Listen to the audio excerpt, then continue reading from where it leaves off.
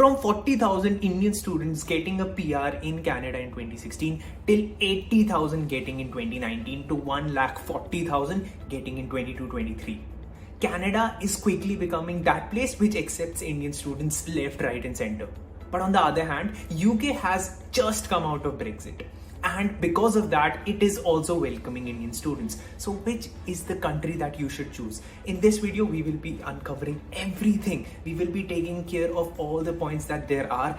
It is a completely holistic video, so make sure to watch this video at 1.5x and make sure to subscribe to this channel. First, let's talk about things that no one talks about.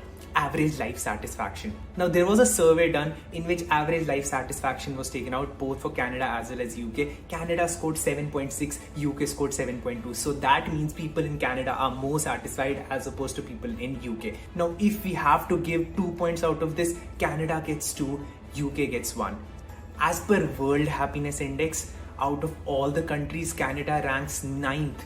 People in Canada are 9th happiest people across the world. Meanwhile, UK ranks at 15. So yes, again, Canada wins here. Let's give Canada 2 points, UK 1.5 points. Now let's come to some mainstream points as well. Quality of education. Now under quality of education, UK definitely has better quality of education. Why? Because the institutes that it has are definitely better. Out of the top 10 institutes, UK has 3 institutes across the whole world. Out of top 10, UK has 3, Canada has 0. But across the world, out of 100 institutions, UK has 16 institutions and Canada just has 3 institutes. So that means Canada is definitely not at par with UK in this point. And if we have to give points out of 5, we definitely will be giving UK 4 points, Canada 2 points.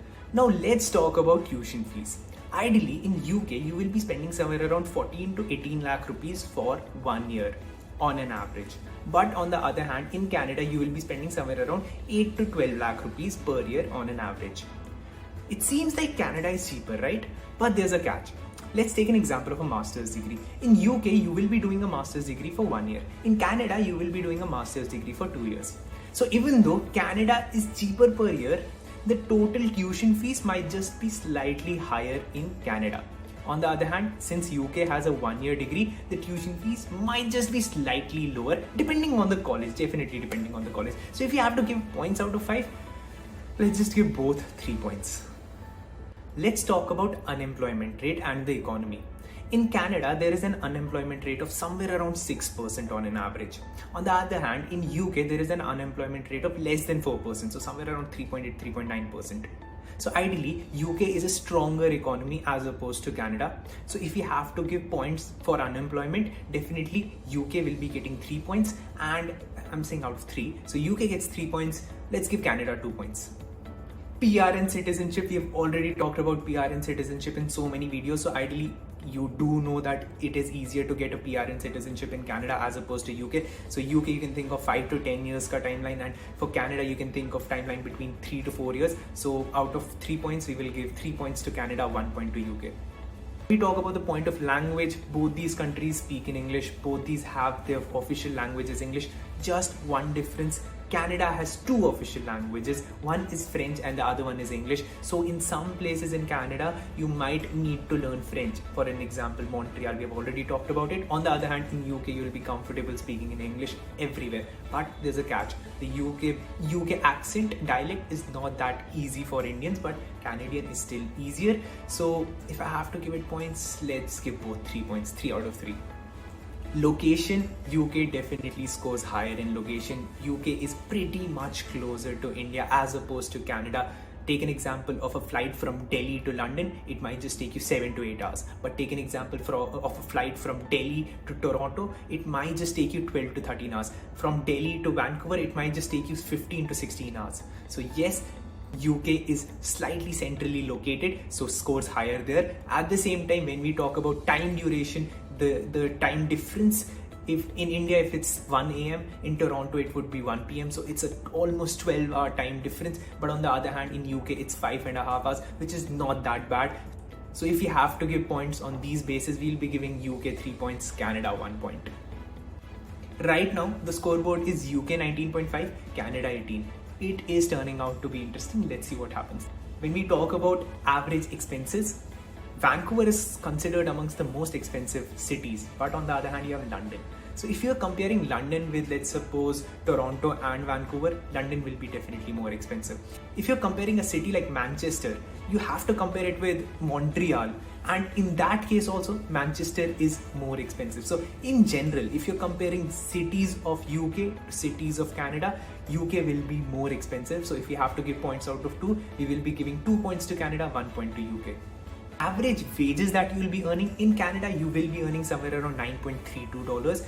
On the other hand, in UK, you will be earning somewhere around 11.5. So yes, you will be earning more in UK. So 2 points to UK, 1 point to Canada.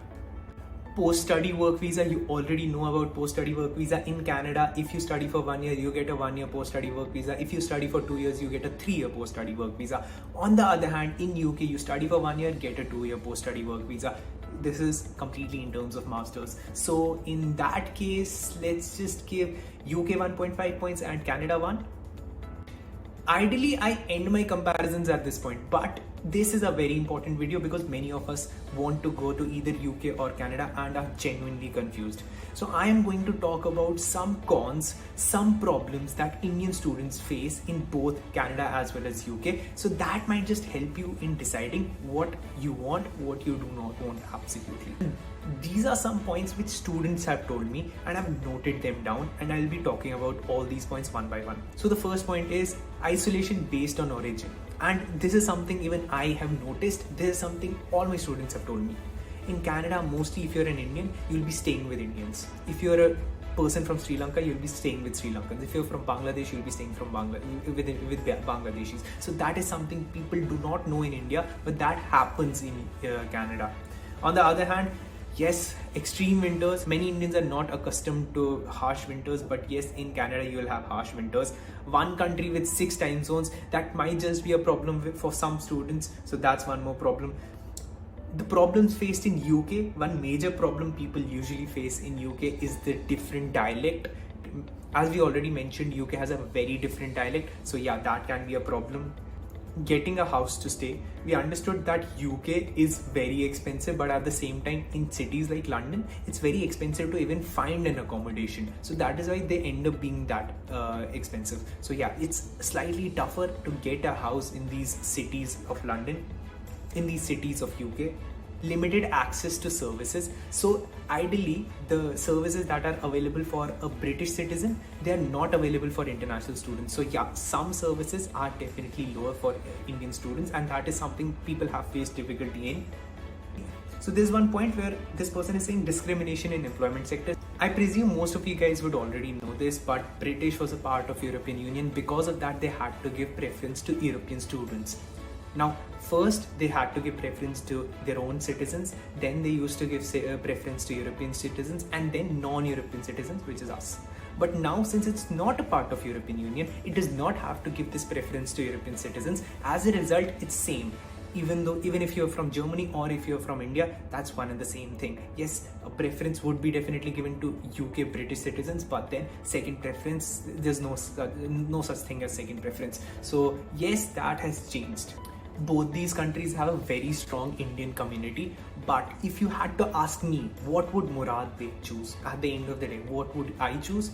I would ideally choose Canada because of its easier laxed PR laws as well as citizenship laws. I might also think about bringing my family back to Canada. I might also think about bringing other people, my relatives, to Canada. That might be easier in terms of Canada, but might not be that easy in terms of UK. So that's my choice.